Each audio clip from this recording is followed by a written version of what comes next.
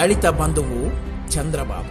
దళితులకు ఆత్మగౌరవంతో తలెత్తుకు తిరిగే అవకాశం ఇచ్చింది తెలుగుదేశం. నేషనల్ ఫ్రంట్ చైర్మన్ గా ఎన్టీఆర్ ఉన్నప్పుడు అంబేద్కర్ గారికి భారతరత్న లభించింది. ఎస్సీ విద్యార్థుల కోసం రెసిడెన్షియల్ పాఠశాలలను ప్రవేశపెట్టింది తెలుగుదేశమే.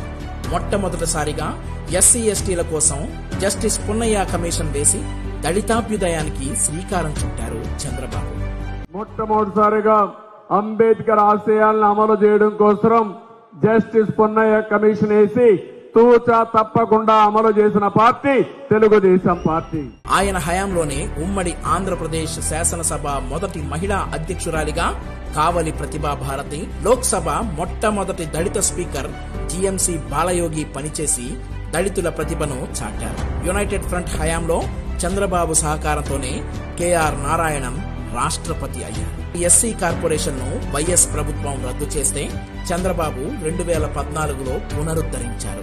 ఎస్సీ కార్పొరేషన్ ద్వారా ఏటా సుమారు 400 కోట్ల రూపాయల దాకా ఖర్చు చేసేవారు. ఎస్సీ యువతకు వారికి నచ్చిన రంగంలో స్వయం ఉపాధి యూనిట్లు ఏర్పాటు చేసేందుకు 60% దాకా సబ్సిడీ అందించేవారు.